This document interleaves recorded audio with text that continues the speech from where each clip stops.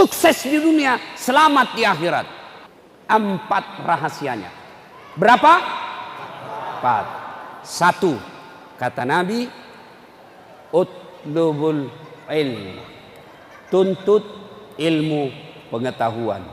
Belajar, belajar, belajar.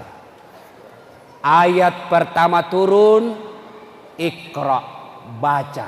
Berarti orang Islam mau kenal Islam dengan baik, kalian harus belajar. Contoh, bagaimana mau sholat dengan baik kalau tidak tahu rukun-rukunnya sholat? Ada orang ruku keliru, begini saja rukunya. Coba saya praktekkannya. Allahu Akbar, cepat pula. Allahu Akbar, Allahu Akbar. Namanya sholat mapito-pito. Ada itu begitu. Itu sudah salah. Apalagi tumak nina, sami Allahu liman hamidah, turun. Tumak nina namanya istirahat sejenak. Bahasa Bugisnya makki nyawa-nyawa. Allah, sami Allahu liman hamidah. Turun sekejap, baru Allahu Akbar. Tapi yang banyak kita praktekkan apa? Sami Allahu liman hamidah. Allah. Bukan itu istirahat kalau kau begini tanganmu. Kenapa dia begini? Tidak ada ilmunya. Ada orang takbir, Allah. Begini takbirnya, Pak. Allah.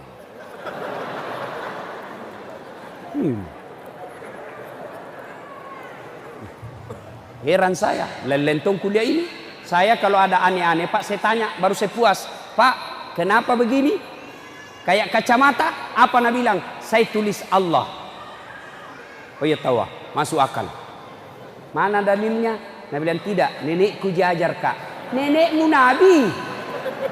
Ayo, ada lagi yang sholat begini, Pak. Allah.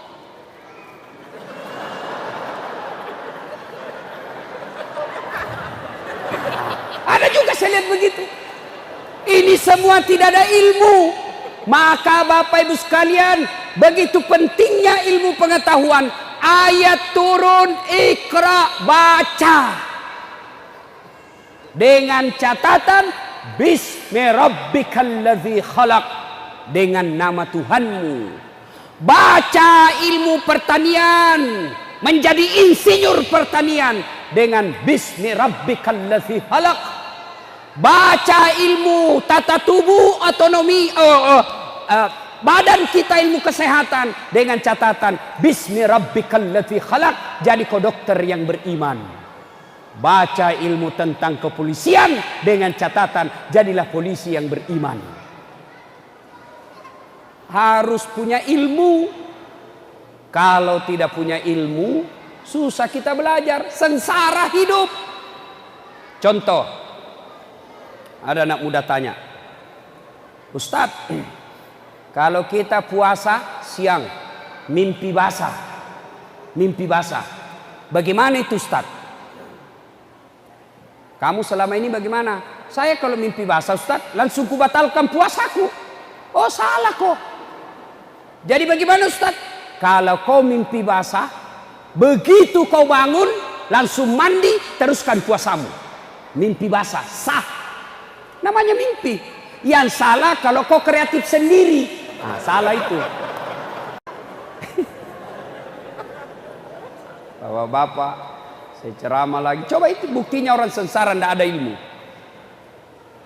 Itu kalau Ramadan siang sampai azan subuh sampai maghrib tidak boleh sama istri. Azan subuh sampai maghrib. Tapi maghrib sampai subuh boleh.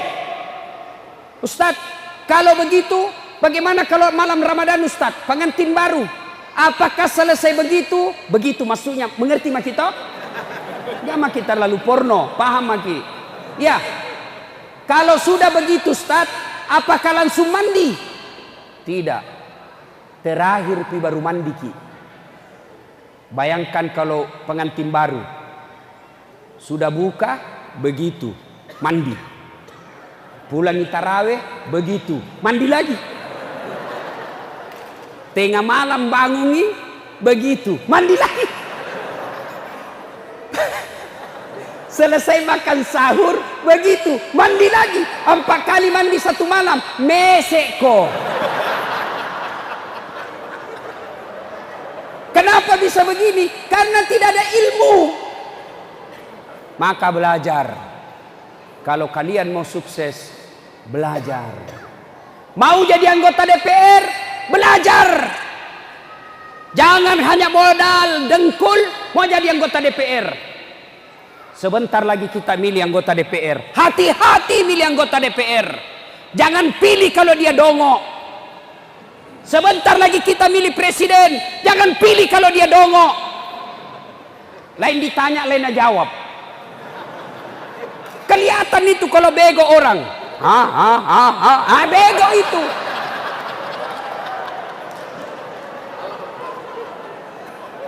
Bahaya, Pak. Kita umat Islam, ingat Snokhorgoronya bilang, silakan orang Islam kalau mau sholat, fasilitasi, bikinkan masjid. Silakan umat Islam kalau mau haji, fasilitasi, kasih pesawat. Silakan umat Islam kalau mau dia taraweh, silakan. Tapi jangan kau kasih politik sama ekonomi. Nah, hancurkan kalian, kau tidak nak kasih kau kesempatan. Maka ditimbulah kita, diajarkanlah kita. Apa? Mitos, slogan yang mengatakan, jangan kau urus politik. Politik itu kotor. Tidak usah ikut politik. Politik itu gelap. Bego. Politik menentukan masa depan kehidupan kalian. Contoh. Ini ustadz-ustadz yang tidak mau berpolitik. Apa dia bilang? Tidak usah usur politik. Tidak usah. Kenapa? Biar bagaimana? Kau bertani saja. Kerja saja sawamu dengan baik. Oke, dia tidak berpolitik, ini petani. Akhirnya kerja sawah saja. Pagi dia pergi sawah. Duhur dia ke rumahnya sholat. Sudah duhur dia pergi lagi kerja sawahnya. Dia urus sawahnya dengan baik. Panen. Tapi sayang, rezim atau pemerintah tidak peduli sama rakyatnya. Akhirnya apa? Impor beras. Masuk beras berjuta-juta ton. Akhirnya apa? Beras petani harganya rendah. Kenapa? Karena banyak impor beras pemerintah. Itu akibatnya kalau kalian tidak mau berpolitik. Bilang jangan mau kau politik nak. Kenapa? Kau kuliah saja baik-baik. Urus itu praktekmu, urus itu tugas-tugasmu. Kau jadi sarjana, kau kuliah sarjana baik-baik. Tidak usah kau urus politik. Oke, anaknya kuliah baik-baik, IP-nya keluar 4,00. Akhirnya cari kerja susah. Kenapa? Rezim lebih banyak mengutus tenaga kerja asing daripada memperhatikan sarjana dalam negerinya. Itu kalau kau tidak mau urus politik. Allahu Akbar. Coba pedagang, jangan kau urus politik. Biar bagaimana kau tetap jadi pedagang. Tidak usah urus politik. Tokomu saja kau urus. Oke, dia urus tokonya dengan baik. Akhirnya apa? Pemerintah lebih peduli terhadap barang-barang dari luar negeri. Akhirnya apa? Lebih banyak toko-toko dalam peluang dari negeri. Dari luar, pengusaha-pengusaha sukses yang bikin retail-retail besar, hancur pedagang-pedagang kaki lima. Tuh kalau kau tidak mau urus politik. Maka 2019 urus politik. Paham? Paham? Kalau bapak tidak urus, maka cari yang pintar. Bagaimana cara dilihat yang pintar? Gampang sekali, Pak. Lihat saja waktu debat. Lihat lagi. Bisa ditahu itu. Mana yang dongok, mana yang tidak dongok. Kalau bapak tetap pilih yang dongok, berarti bapak lebih dongok dari dongok-dongok. Jelas? Nah, Penting belajar. Penting Pak. Ali bin Abi Thalib. Tahu Ali? Sepupu satu kalinya Nabi. Ditanya, Ali, kalau kau disodorkan ilmu dengan harta, kau pilih mana? Adik-adik nih, kalau kau saya kasih handphone, pilih handphone atau buku? Hah? Buku? Pencitraan.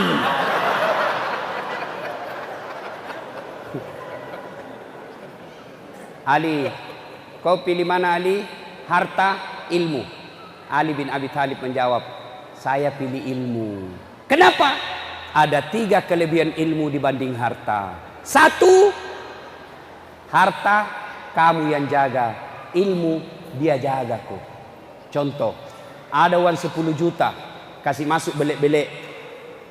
Kasih masuk tuan tak 10 juta di belek-belek, baru digembok. Sudah itu belek-belek, dikasih masuk di lemari, digembok lagi tuh lemari. Berapa mi gemboknya? 2. Berapa gemboknya? 2. Keluar dari kamar, gembok lagi. Berapa gemboknya? 3. Keluar rumah, gembok lagi. 4 gemboknya. Keluar pagar, gembok lagi. 5 gemboknya. Begitu sampai di masjid, hilang kuncinya. Coba, setengah mati Pak. Ya toh? Harta kalian yang jaga, sementara ilmu dia yang jaga kamu. Mana contohnya? Pak Irwan, wakil bupati, dijaga sama Satpol PP, polisi setengah. Coba Pak.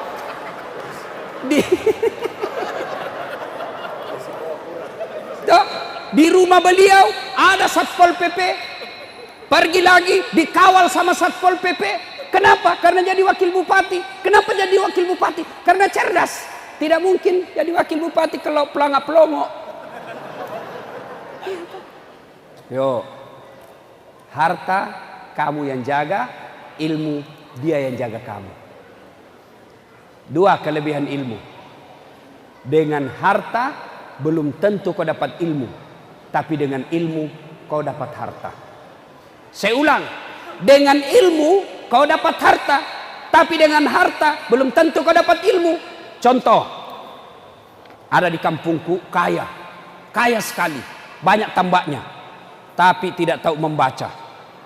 Diajarlah membaca sama anaknya, tapi itu buku ada gambarnya supaya gampang mengerti. Nah suruh ejai Pak, PEP tambah P pep, SO so, pepso, DE dan T apa bacanya? Odol. Karena lihat gambarnya.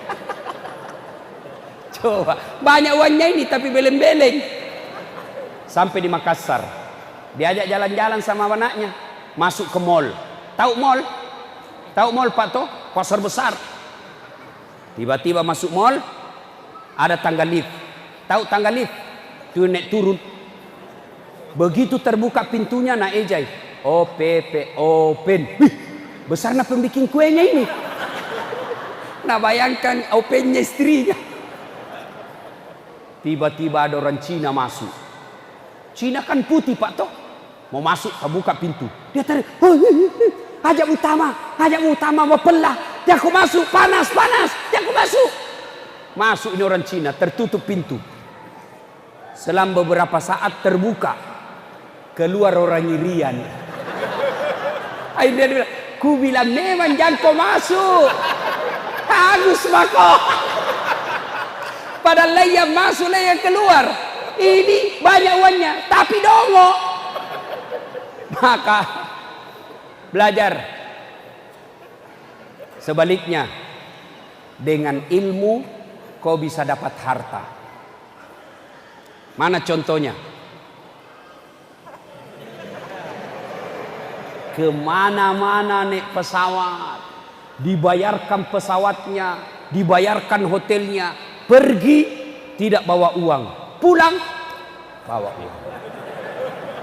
Maka dengan ilmu kau bisa dapat fulus. Belajar bos, dengan catatan tadi, bismi rabbikal ladzi khalaq.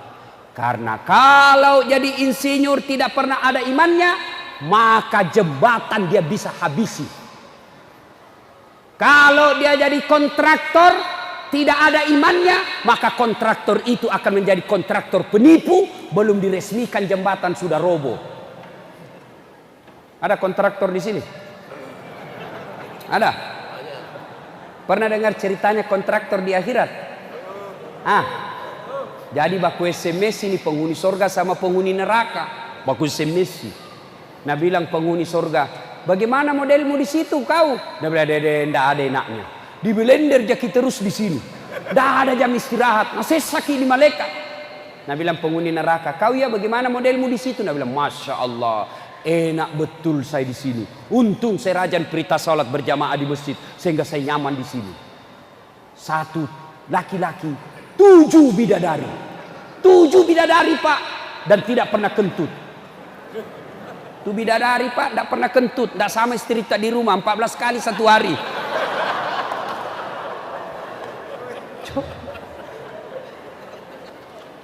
Nabi lagi di penghuni neraka, bolehkah kami jalan-jalan ke situ? Nabi bilang, sini mako. Bagaimana caranya? Gampang. Kami dari surga bikin jembatan, kamu juga dari neraka bikin jembatan.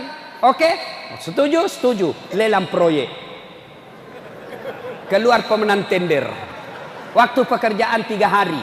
Hari pertama proyek dari neraka sudah selesai 50%. Hari kedua selesai 7%. Hari ketiga selesai 100%. Tuntas, efisien, tidak ada masalah. Sampai di tengah. Ini proyek dari surga belum mulai. Kenapa ini dari surga belum mulai proyeknya? Teriaklah ini dari neraka. Woi, kenapa itu belum dimulai proyekmu? Kami sudah sampai di tengah. Apa Nabi bilang dari surga? Bagaimana mau dimulai? Kontraktor, pengawas, pemborong, panitia ada semua di situ.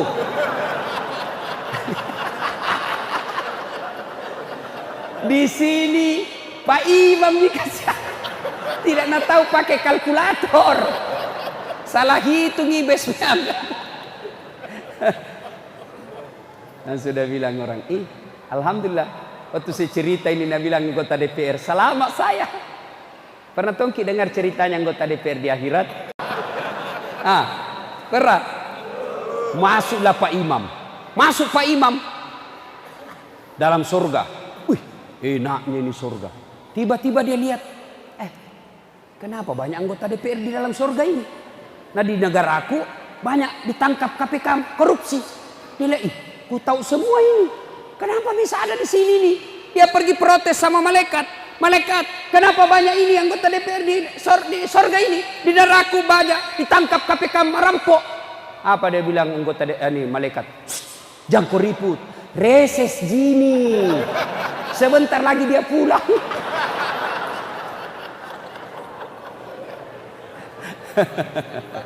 Ya Bapak saudara-saudara sekalian, maka belajar. Masyarakat Sorowako kalau mau maju belajar.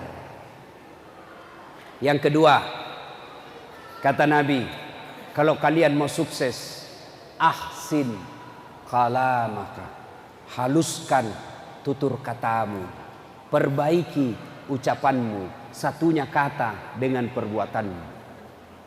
Jangan lain kau bilang, lain kau lakukan. Kalian mau sukses, haluskan tutur katamu. Kalian mau sukses, perbaiki bicara-bicaramu. Jangan suka bohong. Coba, yang namanya halus berbicara sudah mulai hilang di tengah-tengah kita. Budaya sifat lebih mulai hilang. Ini terutamanya buat anak-anak kita. Anak-anak kita sekarang Pak, makin tinggi sekolahnya, makin tinggi kurang ajarnya. Cerdas. Itu anak-anak sekarang Pak, pintar-pintar. Biasa saya heran Kak lihat. Saya saja mau WhatsApp, pegang HP. Sudah 2 jariku masih salah-salah ketik. Ini anak-anak sekarang Pak, dia sambil naik motor, meng-SMS 1 jari, masih lancar. Pintarnya itu anak-anak sekarang. Pintar anak-anak kita sekarang Pak. 1 kurangnya. Apa? Kurang ajar. Anak-anak kita sekarang. Tidak ada lagi tata krama sama orang tuanya. Mau keluar rumah tidak ada lagi pamit sama orang tuanya. Mau pergi tidak ada lagi tahu cium-cium tangan sama orang tuanya. Kenapa begini anak-anak kita? Sepenuhnya salah anak? Tidak. Salah satu di antaranya penyebabnya orang tua gagal mendidik anaknya. Saya masih ingat dulu waktu saya kecil. Dulu waktu saya kecil Pak. Waktu saya kecil. Mamaku kalau nasuruh Kak. Ladase. Karena namaku dulu di kampung Ladase Pak. Di sini gitu Dasat. Naik ujung pandang itu Nadasat namaku Pak. Kalau di kampung Ladase. Woi Ladase. Lo yolok kolmu. Bali boleh. Piko dulu tetangga nak. Pinjam ko pancinya. Itu ibuku ajari Kak.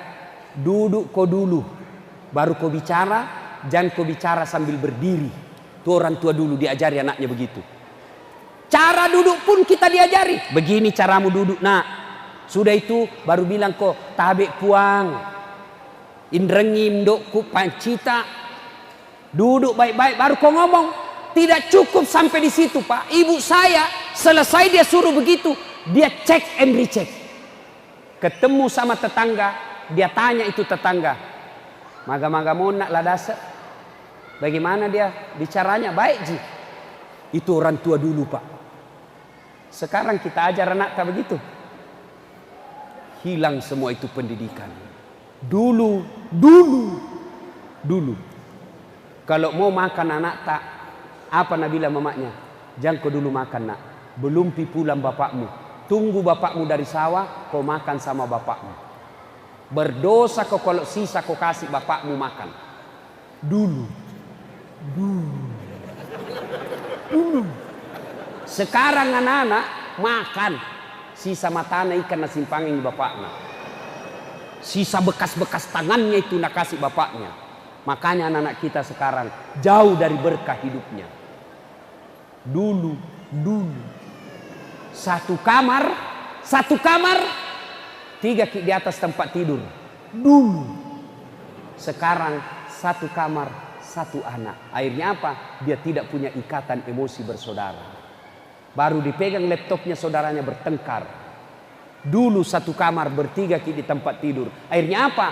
Mamanya, bapaknya ada mata-matanya untuk anaknya. Mak candringi dekku. Kenapa kau tahu? Ku dapat suratnya. Dulu. Kalau minta kiwang, Pak membayar kah Pak? Apa Nabi bilang orang tua? Boleh Jina, tapi isi kau dulu itu bak mandi. Sekarang mana itu semua? Dulu. Kalau mau pergi main, apa dia bilang?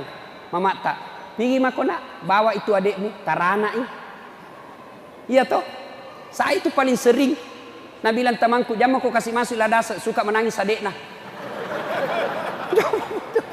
Nah bilang mamaku, pergi mako main, tapi bawa adikmu menangis kau kupukul. Akhirnya apa? Kita punya semangat melindungi saudara. Hilang itu sekarang. Jangan heran masalah warisan 200 juta berperkara baku-baku malu di polsek. Siapa yang salah? Orang tua. Kenapa salah orang tua?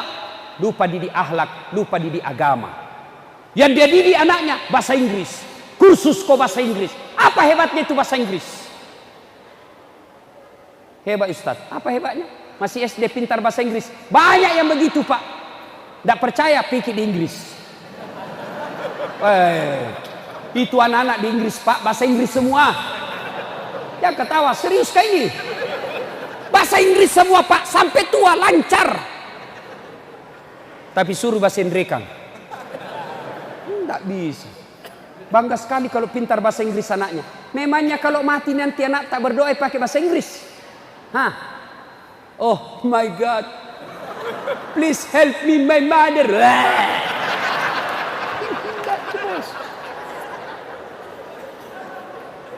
Kita bangga kalau anak tak pintar ini, pintar itu. Tapi kita tidak bangga kalau anak tak pintar baca-baca doa. Ini gara-gara orang tua. Makanya silakan didik anak dengan cara metode apapun. Tapi jangan lupa buka surah Luqman. Cara mendidik anak ada 3. 1, kewajiban orang tua. Lahir, kasih nama yang baik. Mana nama yang baik? Nama-nama yang ada doa di dalamnya. Nah, saya kasih kau nama Khalid. Siapa itu Khalid? Inilah panglima perangnya Umar bin Khattab yang menaklukkan beberapa taklukan negara-negara pada saat itu. Khalid bin Walid. Saya mau kau seperti Khalid bin Walid. Nah, saya kasih kau nama Anyu Tinting. Akhirnya anak lu tak tinting. Kasih nama yang baik-baik. Ada lagi bilang, apa arti sebuah nama? Dongo. Bayangkan seandainya caleg tidak ada semua namanya. Bagaimana mau dipilih? Nama itu penting. Coba kalau tidak ada semua nama tak. Baku telepon ki. Halo, ada Anu. Anu siapa? Ya Anu siapa? Yang pendek. Banyaknya itu pendek. Bingung Pak. Dari nama minimal 2 saya bisa tahu. Sebut nama tak 2 yang saya bisa tahu. 1 agama, 2 suku. Nama Abdul Jabbar 99% muslim. Nama Bertus Magaluntung non muslim. Coba. Nama yang kedua saya bisa tahu sukunya. Nama Ambok Dalle. Tidak mungkin Jawa. Mana ada Jawa Ambok Dalle? Tidak mungkin. Piye Mas? Sampean jenenge siapa? Ambok Dalle.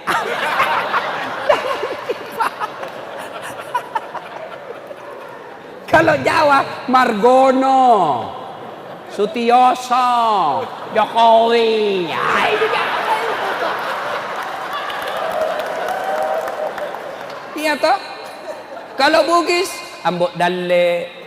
Ambok yang banyak selalu beruntung Ambok Dalle. Yang panjang umur Ambok Tuwo. Yang tidak pernah lolos pilcaleg Ambok Sakka. Yang banyak di bengkel Ambok Tang. Yang suka beruntung Ambok Upe. Yang banyak di toko perhiasan Ambok Intang. Tuh Ambok-ambok banyak semua itu tuh Pak. Rambugis lah itu. Kasih nama yang baik. Yang kedua, kewajiban orang tua beri makan. Silakan kasih makan anak. Syaratnya halal dan baik. Jangan kasih makan anak kita barang haram. Kenapa? Kalau kau sering memberi makan barang haram anakmu, maka dia besar akan selalu berpikir yang haram-haram. Maka lihat mereka-mereka yang hasil korupsi dia kasih makan anaknya. Pejabat-pejabat yang beri makan anaknya barang-barang haram, biasanya anaknya pengedar narkoba atau tidak pengisap ganja. Coba mungkin. Tapi lihat anak-anaknya guru mengaji. Hina bapaknya. Kita remehkan bapaknya. Diundang ceramah cuma. Diundang pergi barasanji 1 jam cuma dikasih songkolo. Kadang-kala dijemput berhujan-hujan 1 mantel diduai. Dikasih uang 30.000. Kita anggap remeh bapaknya. Karena anaknya dia kasih makan barang haram. Anaknya yang angkat derajatnya bapaknya. Anaknya jadi jenderal. Anaknya jadi pejabat-pejabat tinggi. Gara-gara apa? Bapaknya tidak pernah kasih makan barang haram anaknya. Guru mengaji. Apa mau korupsi? Apa mau korupsi guru mengaji? Saya bapakku almarhum guru mengaji Pak. Sampai sekarang masih ada warisannya itu tempat mengaji. Mengaji model kampung. Alepura senaa, alepura wanai, alepuna penau, aiu. Itu zaman dulu Pak. Saya masih ingat dulu waktu kecil. Itu hebatnya itu mamaku sampai sekarang Pak. Usia beliau 84 tahun. Masih ngajar ngaji sambil mencobek-cobek itu. Salah kok, malampe iya tuh. Maponcoi salah bacamu. Padahal macobek. Tuh zaman dulu. Apa mau korupsi kalau guru ngaji? Saya ingat bapakku pernah saya protes. Kalau guru ngaji dulu kan tidak ada namanya tunjangan. Apa tunjangannya? Cerak. Bawa ayam. Baru masuk bawa ayam. Dipotonglah itu talinya. Baru pura-pura kasih merah. Modus. Itu orang dulu kasihan. Nah dapat Al-Fatihah, cerak lagi. Bawa lagi ayam. Dapat Iqra, cerak lagi 3 kali nih. Naik Quran besar, cerak lagi. Sampai di tengahnya, cerak lagi. Sampai dapat lubak sajadah, cerak lagi. Hatam, cerak lagi. 7 kali cerak. Saya tanya bapakku, kenapa banyak sekali ceraknya Pak? Apa nak bilang? Ya tona roisaro nak. Coba itu Pak. Tapi kalau kepala dinas PU, sekarang pejabat-pejabat senang kalau tempat basah. Di mana kau dilantik? Kepala dinas. Tempat basah itu bos. Di mana kau? Staf ahli. Hai, kering. Hati-hati, di tempat basah itu banyak orang tenggelam. Maka jangan kasih makan barang haram anak pak. Yang ketiga, kewajiban orang tua adalah didik. Sayang 1000 sayang. Dari 3 kewajiban orang tua kepada anak ini, yang terlalu kita sibuk perut. Padahal pak, jangkik cemas soal perut. Yang kita cemaskan sebenarnya mendidik anak. Soal perut, tolong tunjukkan saya di Sorowako ini, ada ndak yang mati anaknya gara-gara kelaparan? Ada di antara kita mati gara-gara kelaparan? Tidak mungkin orang Bugis Makassar biarkan tetangganya mati kelaparan, tidak mungkin. Tapi yang mati gara-gara narkoba, saya yakin banyak. Ini berarti jangan cemas soal perut, yang dicemaskan didiknya. Saya tanya, bapak-bapak tahu cicak? Tahu cicak? Tahu cicak? Tahu. Apa dia makan itu cicak? Apa dia makan? Nyamuk. Masuk akal enggak? Satu terbang, satu di dinding. Bagaimana ketemu? Satu terbang, satu di dinding. Bagaimana ketemu? Nanda ada terminalnya. Coba, kalau kita kapal terbang, kita di darat bisa ketemu di mana? Di bandara ketemu. Ini cicak di dinding, nyamuk terbang. Bagaimana bisa ketemu? Tidak mungkin. Tapi Nabila lagu tak zaman dulu. Cicak-cicak di dinding, diam-diam merayap, datang seekor nyamuk. Nyamuk yang datang pak. Nyamuk yang datang. Tidak Nabila lagu. Cicak lompat ke nyamuk. Tidak. Setengah mati kasih itu cicak kalau dia lompat. Boleh nyanyi pak. Tidak usah cemas soal perut. Allah yang ngatur. Itulah enaknya lagu-lagu dulu pak. Lagu-lagu dulu bagus. Ibu-ibu lagu-lagunya dulu bagusnya itu lagu-lagunya ibu-ibu. Pulangi suaminya, nah sambut lagunya Umay Rama. Bila kamu di sisiku, hati rasa syahdu. Tenang perasaannya suaminya. Marah lagi suaminya, menyanyi lagi. Insaflah wahai manusia, bila dirimu bernoda.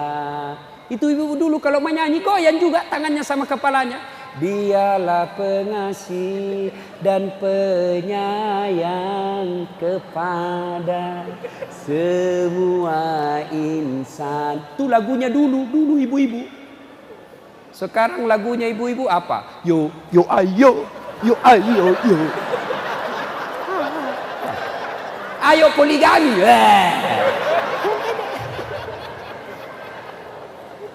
Kita dulu waktu tak muda, lagu-lagunya juga bagus pak. Berakit-rakit dahulu, berenang-renang ke tepian. Sakit-sakit dahulu, susah-susah dahulu, lalu kemudian berbahagia. Lagunya pegawai honor.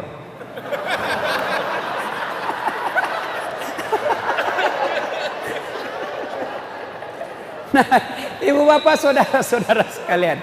Ya, ini yang kedua, ya, ahsin kalamaka, haluskan tutur katamu, didik anak-anak kita berbicara yang baik, tahu dia sopan santun. Yang ketiga, kata Nabi, kalau kalian mau sukses, silul arham, sambungkan persaudaraan, jangan kalian berpecah belah. Wa'tasimu bihablillahi jami'an wa la tafarraku. Berpegang teguhlah kalian kepada tali persaudaraan agama Allah dan janganlah engkau bercerai-berai. Itu selalu diingatkan. Jangan kalian berpecah belah. Silahkan berbeda pilihan, silahkan berbeda partai, silahkan berbeda ormas, tapi jangan kalian berpecah belah. Apalagi di tahun pilpres sekarang, jangan kalian berpecah belah. Hindarkan dulu perbedaan ormas, tinggalkan perbedaan baju, tinggalkan perbedaan partai. Mari satukan kekuatan Islam untuk membela agama Allah. Tolong Bapak Ibu sekalian, kalau selama ini Bapak milih partai gara-gara proyek, tahun ini tolong selamatkan agama Allah. pilih karena membela agama Allah. Kalau nanti mati mendadak ki Pak, nah tanya ki Tuhan, kenapa Dasat bisa menang partai penista agama di negaramu? Saya bilang, sudah miku kasih tahu Tuhan, dia tonji kepala batu. Mana itu kepala batu? Seret ke sini. Dapat mau kok. Si mau kok. Bapak saudara-saudara sekalian, jangan berpecah belah. Wa'tasimu bihablillahi jami'a wa la tafarraqu. Mari rapatkan Pak. Satu yang paling ditakuti orang yang tidak senang dengan Islam. Mereka musuh-musuh Islam. Satu mereka yang dikhawatirkan apa? Ketika umat Islam sudah menyatu. Dan itu dimulai dari sholat berjamaah. Makanya saya di Makassar ada saya punya komunitas namanya Suling Subuh Keliling. Kalau sholat Jumat sudah ramai seperti sholat Jumat, maka itulah masa kejayaannya umat Islam. Ingat Mesir, Turki kembali menjadi hebat karena mereka memulainya mengajak masyarakatnya datang berjamaah di masjid. Maka saya senang dengan Wakil Bupati Kabupaten Luwu Timur. Berapa hari saya bersama beliau, setiap pidato tidak panjang. Saudara-saudara sekalian, mari datang ke masjid. Beliau bahkan pakai istilah, di Luwu Timur ini banyak orang tuli, banyak orang buta. Masa banyak orang buta? Masa banyak orang tuli Luwu Timur? Nah baik semua matanya ini? Ternyata beliau katakan, tuli kenapa? Karena dipanggil azan dengan keras. Hayya 'alas shalah, pakai menara sampai 10 kilometer. Kedengaran itu hayya 'alas shalah, tapi mereka tidak dengar, tidak datang ke masjid. Tuli. Yang kedua buta, besarnya itu masjid, tapi dia tidak bisa lihat. Itu buta. Ada caranya Pak. Bagaimana caranya? Ada ini di Makassar, cerita gini, wallahu alam benar atau tidak. Ustaz, nah tutup semua kunci. Nah kunci semua pintunya masjid, jam 9 pagi dia azan. Allahu Akbar, Allahu Akbar. Heboh satu komplek. Kalau orang kaya semua di dalam komplek itu Pak. Azan apa ini Ustaz? Duhur bukan, subuh bukan. Boy datang semua satu komplek Pak. Ini Ustaz bikin gaduh, bikin kerusuhan. Akhirnya mau dilarang, tidak bisa masuk karena sudah nak kunci pintu. Selesai azan, keluarlah ini Ustaz senyum-senyum. Assalamualaikum bapak-bapak, kenapa kita semua? Hei Ustaz, kau sudah gila ya? Kenapa kita bilang gila? Kau azan apa ini? Subuh bukan, duhur bukan, kau azan apa? Gila kau ya? Nah bilang masalahnya Pak, saya azan subuh, bapak tidak datang. Saya azan duhur, bapak juga tidak datang. Saya azan subuh, tidak datang ki semua. Sekalinya saya azan jam 9, baru ki datang semua. Yang gila ini saya atau bapak-bapak? Yang lebih gila lagi Pak sekarang, orang gila disuruh memilih. Apa tidak lebih gila itu yang suruh memilih Pak? Masa orang gila kok suruh memilih bos? Nanti bikin pasimbung di TPS. Bapak saudara-saudara sekalian, persatuan, mari memulai dari sholat berjamaah.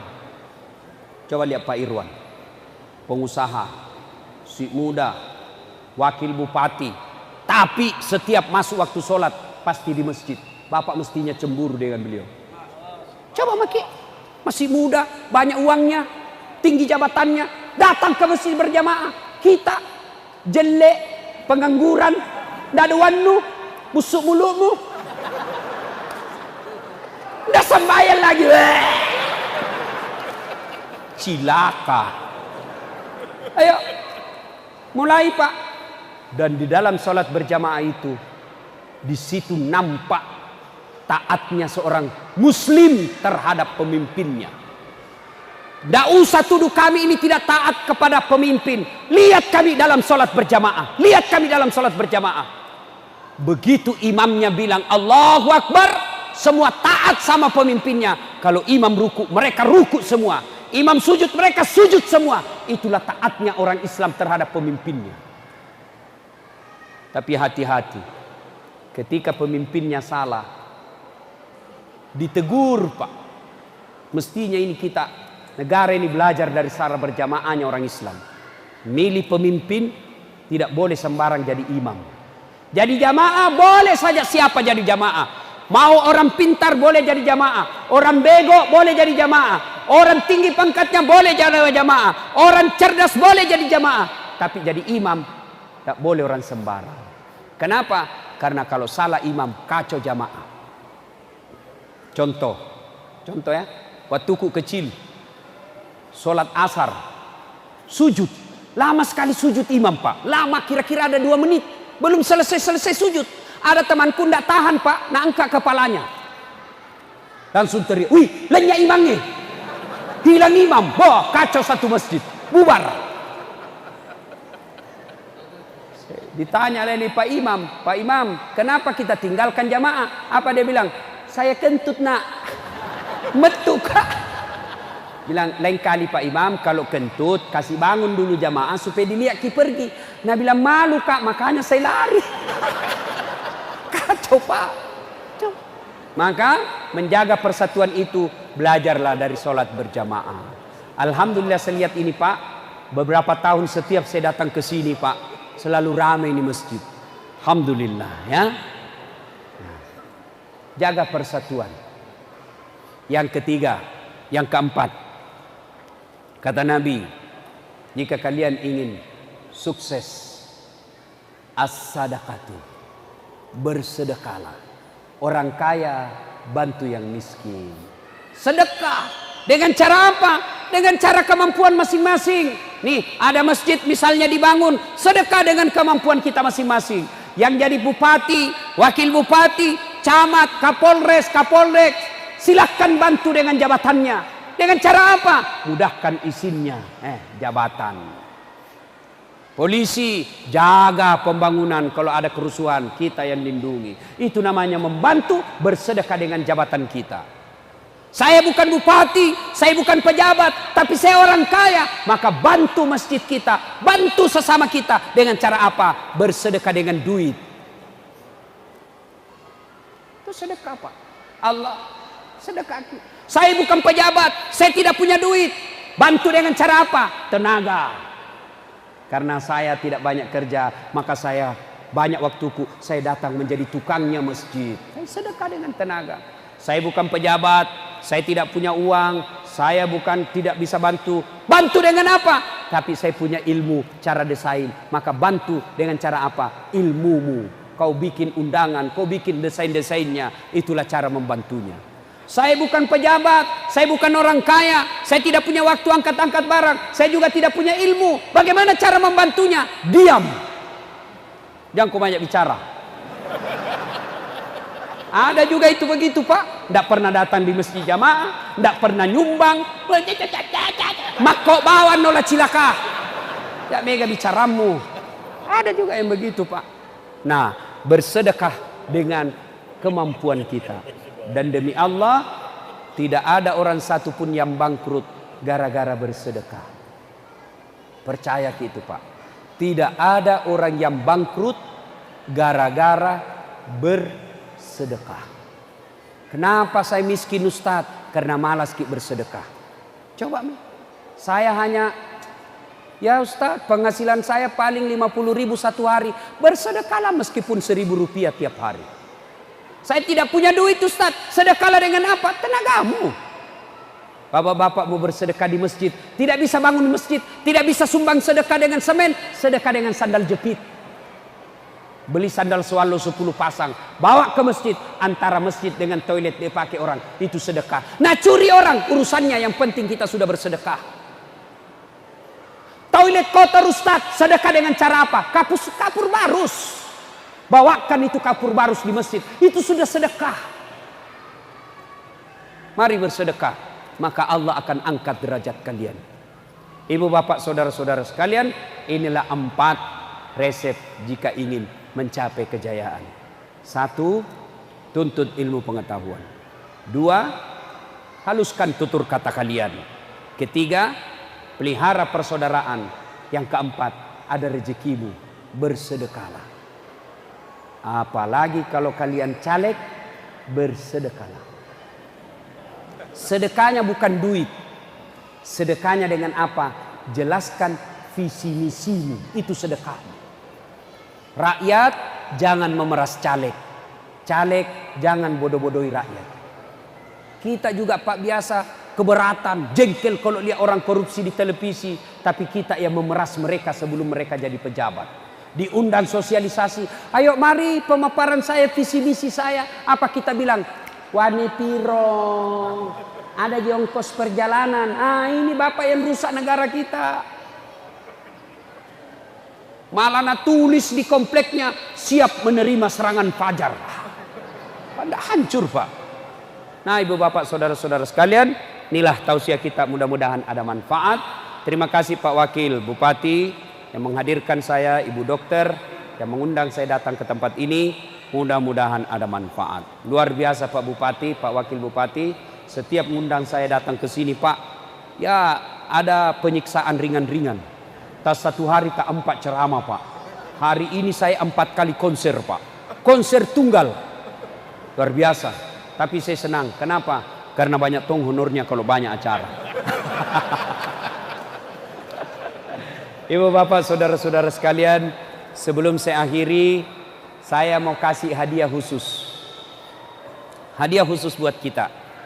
Pak, tidak ada kekayaan paling berharga selain anak yang baik agamanya.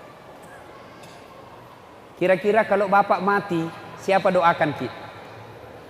Ibu-ibu, kalau besok-besok ibu mati, siapa doakan ki? Bapak-bapak, siapa doakan ki ketika meninggal ki? Istri tak? Ngambil pacar barunya. Bapak sudah dikubur, istri tak tidur sama suami barunya di tempat tidur tak, yang dicicil puluhan tahun. Siapa yang doakan ki? Anak. Maka Pak, kalau bapak mau tahu masa depan tak di akhirat nanti, lihat anak tak sekarang. Kalau dia pukul 4:30 bunyi gerendel rumah, siapa itu? Oh, ternyata anak bungsu tak mau pergi berjamaah ke masjid. Kaya maki Pak. Dia pergi main bola 3:30. Begitu 5:30 buru-buru pulang, mandi, ambil gamisnya, mau sholat berjamaah ke masjid maghrib. Bapak sudah kaya itu Pak. Biar nih bapak tidak ada pekerjaan pasti, tapi anak tak begitu, sogi nih Pak. Nah, punya anak seperti itu tentu kita inginkan semua. Allah kasih salah satu jalannya. Banyak-banyak doakan anakmu. Doanya ringkas. Ayo kita baca sama-sama.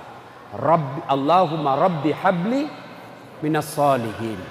Allahumma Rabbi habli minas solihin. Itu nih kita baca setiap selesai kita sholat. Ya? Kita kasih bangun anak tak. Bisik-bisik telinganya, Rabbi habli minas solihin. Nak, bangun kau nak. Ya Allah, berikan saya anak yang soleh. Kita sampo anak tak, kasih mandi, usap-usap rambutnya. Rabbi habli minas solihin. Ya Allah, berikan hamba anak yang soleh. Kita suap anak tak, Rabbi habli minas solihin. Ya Allah, berikan hamba anak yang soleh. Kita kasih minum anak tak, barakaki itu air. Bacakan salawat 11 kali, lalu doakan Rabbi habli minas solihin. Kasih minum anak tak. Apa itu mak? Saya doakan kau jadi anak yang soleh. Senang kita sebagai anak. Ada kemenakanku Pak. Sudah mau maghrib, masih main bola futsal di lapangan. Fatur, sudah mina, mami maghrib berjamaah di masjid sama om. Sedikit lagi om, cepat mako. Sedikit lagi, kutunggu mi. Sekalinya azan maghrib masih main bola. Ustadz Dasat masuk lapangan. Saya bisik telinganya. Rabbi habli minas solihin. Langsung menangis Pak. Menangis.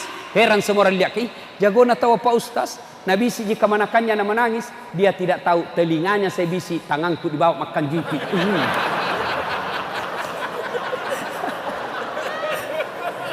Semoga ada manfaat. Sebelum kita akhiri, mari kita berdoa kepada Allah Subhanahu wa taala.